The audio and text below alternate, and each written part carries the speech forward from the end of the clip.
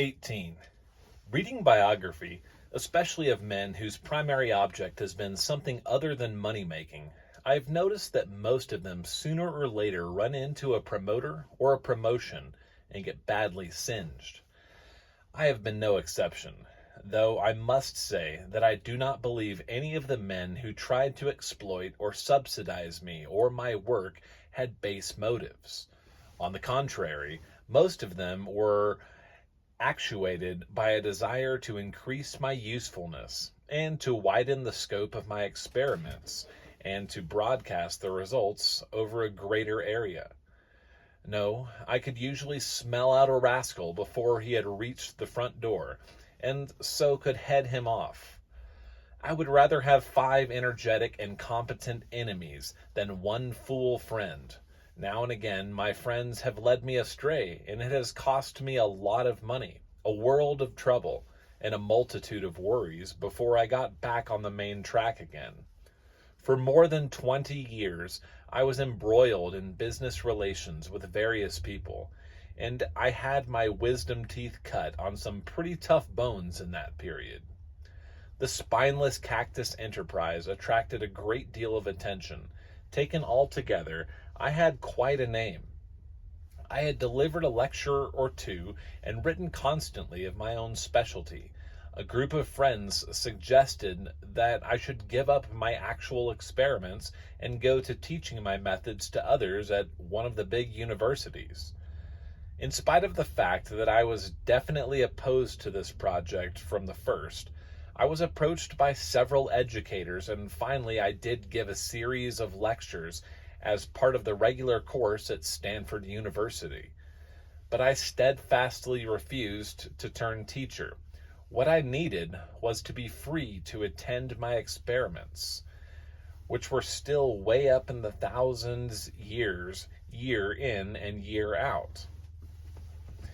And when the universities could not get me, my friends went to work to obtain a subsidy for me so that I could have all my thought and energy to devote to the farms. The result, after a good deal of activity on my behalf, which was unsolicited and somewhat embarrassing to me, was that the Carnegie Institution proposed to give me a stated sum each year for expenses and to put some of its research experts at work with me to study my methods and record my results. I accepted with many misgivings, which were later justified by experience. The sum paid me did not prove sufficient to meet my monthly expenses, and the experts sent found it difficult to get much data except by interviewing me. This took so much time that I had little left for experimentation, the sole object and purpose of my life, and presently the scheme was abandoned. I had always said, and said then, that my job was to create and get results, rather than record the steps and details, and since the day held only 24 hours, it was impossible to be an experimenter and a writer of scientific or practical books at the same time. This experience led, however, to the business relationships I entered on, when I did actually try to do both. A book company was promoted which undertook to publish my writings, give me a royalty, and attend to publishing and marketing. For 7 or 8 years, I was the busiest man on this planet. I suppose I wrote as many words as anyone who ever lived. But the book people got into numerous difficulties, failed to live up to agreement, and finally went out of business, owing me almost $100,000. In the meantime, another outfit conceived the idea of establishing a company for distributing the products of my farms, and this seed company, as we called it, became an elaborate and complicated affair with a big office building, scores of employees, a large number of fat salaries for everyone but myself, and a top-heavy business that resulted in disaster. Here, too, to add to my worries and my work, the promoters found themselves in deep water because they did not understand the business of selling seeds, trees, bulbs, and cuttings, and because everything they knew had to come from me. It was too much for me, naturally. Again, I was the sufferer, to the tune of a good many $1,000s, and in the end, the seed company went into a receiver's hands. These were the outstanding business experiences of my life, though there were numerous other adventures that were expensive and wearisome and even galling to me. From them, I learned a good deal about men, however, and about the world of promotion, financing, share issuing, share selling, and share speculation, and a great deal about my own physical limitations. The truth is that I should have kept to my own line, at which I had made a success both as a scientific plant developer and as a businessman. It is certainly that no one with a big creative task can lean on the crutch of a financial subsidy or a financial arrangement and still have his hands free.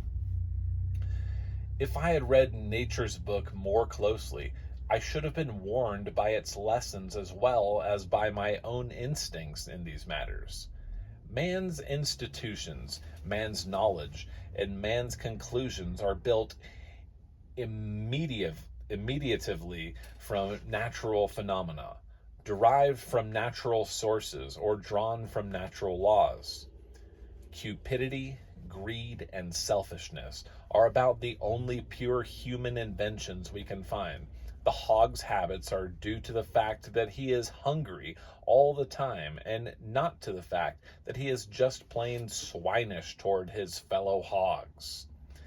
Outside of these three attributes of man, pretty much everything else he has comes to him direct from nature. And there is an analogy somewhere for most of his contrivances, most of his characteristics, and most of his devices, no matter how elaborate.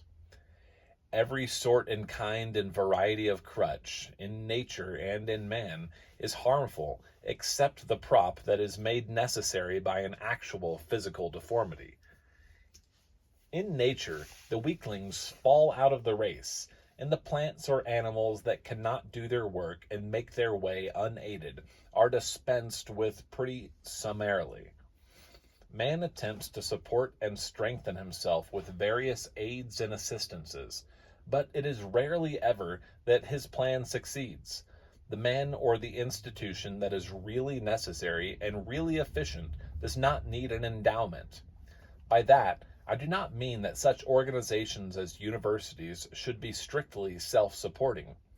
The fact is that education, where it is free, as in this country, is the job of the state, of society, because the immediate returns from education go to the individual and not to the institution.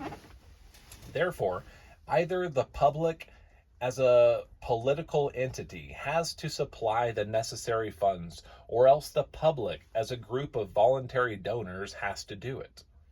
But the fundamental law is there. Crutches are for cripples, and they are weakening and debasing to a healthy, normal man. The help and comfort and impetus we get from appreciation and praise is useful and fine to the best of us. But when it is leaned on, and when it causes us to relax our own efforts or ambition or push, it becomes a crutch, and a feeble and wobbly crutch at that. That will let us down with a bump if we put much weight on it.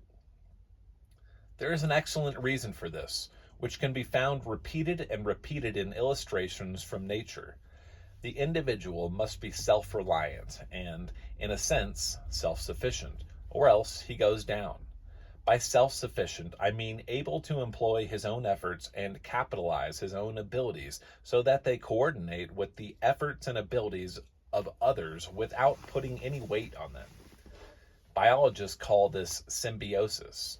The mutual help results from an interchange of activities between two separate individuals or organisms. It is interestingly and vividly illustrated in the relation between the bee and the flower. Without the bee, the flower could not, in many cases, pollinize even its own stigma, and certainly could not pollinize the stigmas of other flowers. Without the flower, The bee could not live 5 minutes. The blossom, therefore, long ago learned to construct itself so that somewhere below its reproductive organs was a little pantry of sweets. Seeking that larder, the bee brushed against the pollen-laden stamen, and not only scattered the precious grains about the place, but carried some of them with him to the next flower. Neither the bee nor the flower is a crutch. They are mutually helpful and mutually dependent. Illustrations of that phenomenon can be found all through nature. Except for parasites, all nature's children help one another, but all are self-sufficient, too. And if they're not, they fall by the wayside. Human beings practice symbiosis in almost every relation they have with one another. They have added the refinement of wanting something for nothing, and sometimes they succeed in getting it. But not often without paying a heavy price either in public esteem or in humiliation or degradation or a weakening process of some sort. And the man or the organization that seeks to get someone else to do the work laid out to be done is absolutely certain to weaken himself, hamper others, slow up the race, and generally make a mess of his unnatural procedure. Self-reliance and self-respect are about as valuable commodities as we can carry in our pack through life.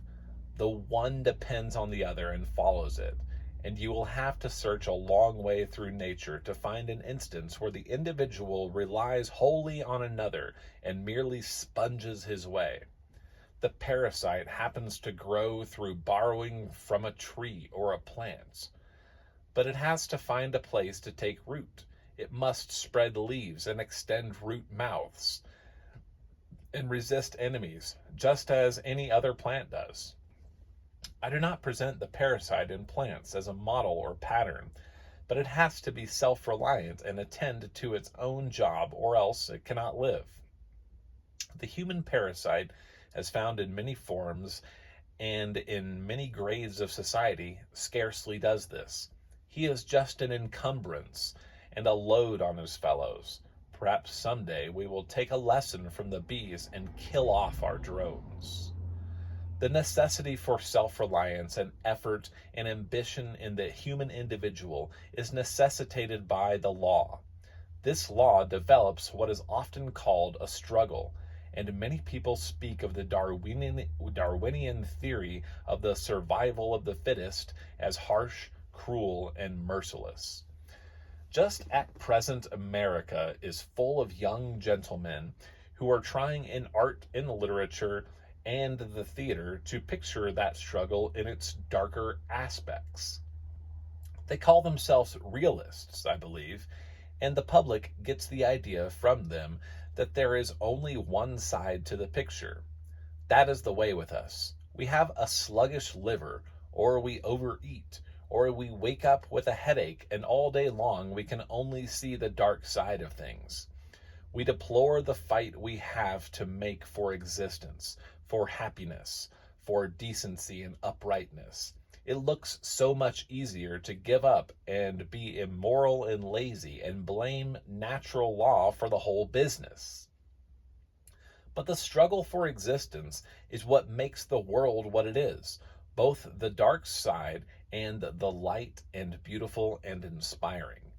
It was a struggle for existence that caused flowerless and dull plants to put out their advertising matter in the form of entrancing blossoms, thus attracting bees and birds and bringing out the fertilization necessary to their continued life. It was the same struggle that brought perfume into the world. It was the war of forces that gashed the earth with such wonders as the Grand Canyon of the Colorado, that broke open the rocks that form the magic glory of Yosemite, that created Niagara Falls, the Adirondacks, and that gave us the illimitable ocean washing the shores of our continents. It was the struggle for existence that sent the elm, the walnut, and the redwood towering into space, that lays a blanket of white on the earth in winter and follows it with the effulgent beauty of early spring, leaping into renewed life in fairy robes of green, set with the gems of little flowers. It was the struggle for existence that gave us our farms, our cities, our steamships, our railroads, our factories, turning out necessities, comforts, and luxuries every day until life is becoming easier and sweeter for every human on this planet.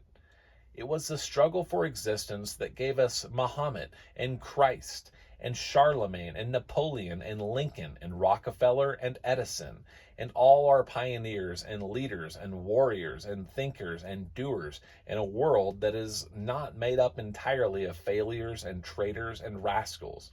In spite of the gloomy writers and the liverish painters and dyspeptic playwrights. It is the struggle for existence, so called, that gives us all our beauty and sweetness and pleasure and health and love and happiness, our little children, our dogs and birds, our poetry and romance and song too, because in the heredity of the race is a great questing and need and urge for beauty. That urge accumulates and accumulates generation after generation in a family of plain and undistinguished history until finally it bursts forth in a Beethoven, a Keats, or a Whitman, in a Whistler or Abbey, in a St. Gaudens or a Christopher Wren. The need for beauty is as positive a natural impulsion as the need for food, though it is a later development and therefore not so deep-rooted and so all-absorbing. Nevertheless, you know there are people everywhere who will go without several meals to attend a musical program or will sacrifice clothing to buy a picture. This aesthetic side of man, as in nature, is one of the latest refinements added to the list. But because it is a younger appetite or need does not mean that it is not an important and even vital one. The struggle for existence is not actually a struggle at all. You cannot sit beside the ocean and watch the breakers pounding at the cliffs, dashing their great weight at the rock, throwing rainbow-tinted veils of spray high in the air, and roaring into caverns and booming around reefs without being awed and impressed by the tremendous beauty of the scene.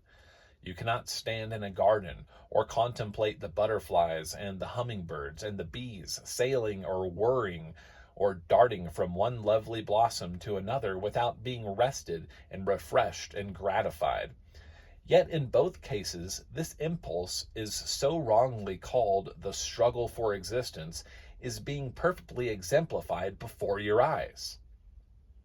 Is not the sea striving to batter down the cliffs and pulverize the rocks to sand and eat into the land to carry it away to fill its bottomless bed?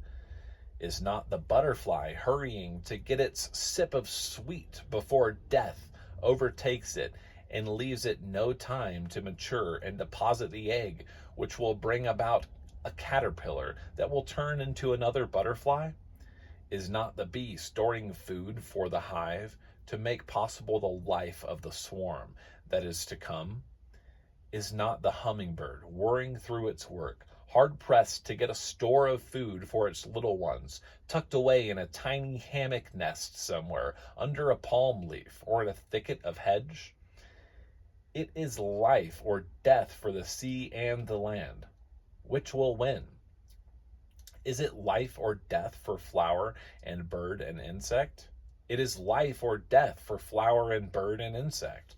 But that is the hard and cruel and merciless and untrue picture of the business. What is really going on all about us is a play of two forces. Is the law of gravity cruel and relentless? Is it a pity that shooting star goes flaming through the heavens to disappear into space? Is the hunger of the baby or the absorption of the poet to put his thought into rhyme piteous? Is it a hard law that water quenches your thirst, that fire warms you, that food gives you strength, that electricity pulses in the lamp globe and turns the filament white hot to light your book as you sit reading this? And yet, in all those, you see two forces playing on and in and through life. Call it positive and negative. Call it attraction and repulsion. Call it movement and rest. Call it what you will.